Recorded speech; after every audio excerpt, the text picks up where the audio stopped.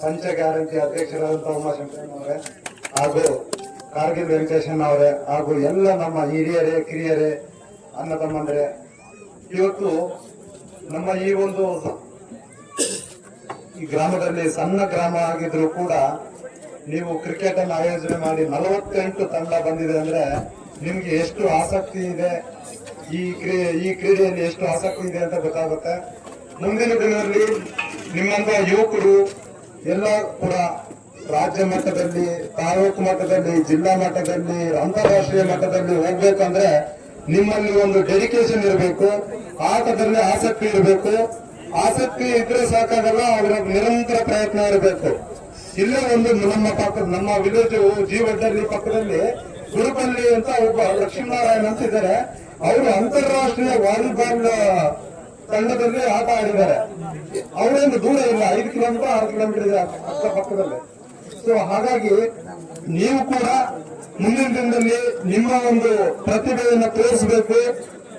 ಜಿಲ್ಲಾ ಮಟ್ಟದಲ್ಲಾಗ್ಬೋದು, ತಾಲೂಕು ಮಟ್ಟದಲ್ಲಾಗ್ಬೋದು, ರಾಜ್ಯ ಮಟ್ಟದಲ್ಲಾಗ್ಬೋದು, ಅಂತಾರಾಷ್ಟ್ರೀಯ ಮಟ್ಟಕ್ಕೆ ಹೋಗ್ಬೇಕು ಅಂತ ಯಾರಿಗಾದ್ರೂ ಆಸಕ್ತಿ ಇದ್ರೆ ಅದಕ್ಕೆ ಆದಂತ ಒಂದು ತಂಡವನ್ನು ರಚನೆ ಮಾಡ್ತಾ ಇದ್ವಿ. ನಮ್ಮ ಮಂಡಿಕಲ್ ಮಂಜುನವರು ತುಂಬಾ ಆಸಕ್ತಿ ಇದ್ದಾರೆ ಕ್ರಿಕೆಟ್ಗೆ. ತಾಲೂಕಿನಲ್ಲಿ ಎಲ್ಲೇ ಆಟ ನಡೀಬೇಕು ಅಂದ್ರೂ ಅವರು ಮುಂದೆ ಇರ್ತಾರೆ.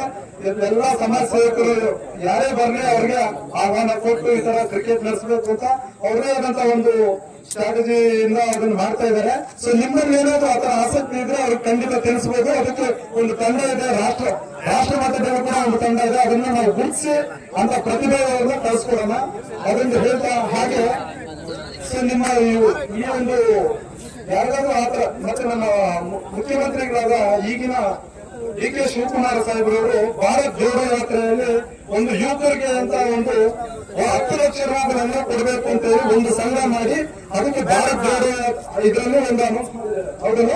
ಸೊ ಆ ಇದರಲ್ಲಿ ನಿಮ್ಮ ಪಂಚಾಯತಿ ಪ್ರತಿ ಪಂಚಾಯತಿ ವಯಸ್ಸು ಈಗೇನು ನಮ್ಮ 30 ಪಂಚಾಯತಿಗಳಿಗೆ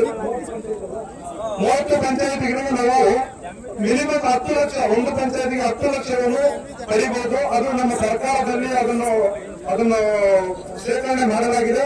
ನಿಮ್ಮಲ್ಲಿ ಯಾರಾದ್ರೂ ಆ ತರ ತಂಡಗಳನ್ನು ರಚನೆ ಮಾಡಿ ನಿಮ್ಮದೇ ಆದಂತಹ ಯುವಕರ ಒಂದು ಶಕ್ತಿಯನ್ನು ಪ್ರದರ್ಶನ ಮಾಡಬೇಕು, ಶಕ್ತಿಯನ್ನು ರೂಪಿಸಬೇಕು. ಎಲ್ಲ ತಂಡ ಆಗ್ಬೋದು, ಕ್ರಿಕೆಟ್ ಆಗ್ಬೋದು, ವಾಲಿಬಾಲ್ ಆಗ್ಬೋದು, ಯಾವುದೇ ತಂಡ ಆಗ್ಬೋದು. ಇದರ ಆಗ್ಲಿಕ್ಕೆ ಅವಕಾಶಗಳಿದೆ. ಈಗ ಸರ್ಕಾರ ಕೂಡ ಮುಂದೆ ಬಂದಿದೆ.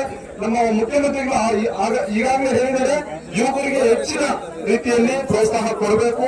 ಗ್ರಾಮೀಣ ಭಾಗದಲ್ಲಿ ಗ್ರಾಮ ಪಂಚಾಯತ್ ಆಗ್ಬೋದು, ತಾಲೂಕ್ ಪಂಚಾಯತ್ ಆಗ್ಬೋದು, ಜಿಲ್ಲಾ ಪಂಚಾಯತ್ ಆಗ್ಬೋದು, ಯಾವುದೇ ಕ್ಷೇತ್ರದಲ್ಲಿ ಮುಂದೆ ಬರಬೇಕು ಅಂದ್ರೆ ಯುವಕರಿಗೆ ಹೆಚ್ಚು ಪ್ರಾಶಸ್ತ್ಯ ಕೊಡಬೇಕು ಅಂತ ಹೇಳಿದ್ದಾರೆ.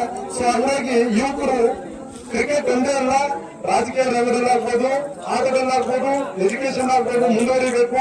ಯಾವುದೇ ರೀತಿಯಾದಂತಹ ಕೆಟ್ಟ ಚಟಗಳಿಗೆ ನೀವು ಬಾಯಿಸಲಾಗಬಾರ್ದು ಅಂತ ಹೇಳ್ತಾ ಈ ಮುಖಾಂತರ ನನಗೆಲ್ಲ ಅವಕಾಶ ಮಾಡಿಕೊಟ್ಟಿದ್ದಕ್ಕೆ ಧನ್ಯವಾದಗಳು ಹೇಳ್ತಾ, ನನಗೆ ಅವಕಾಶ ಕೊಟ್ಟಿದ್ದಕ್ಕೆ ವಂದಿಸ್ತಾ ಮಾತು ಮುಗಿಸ್ತಾ ಇದ್ದೀನಿ. ಜೈ ಹಿಂದ್.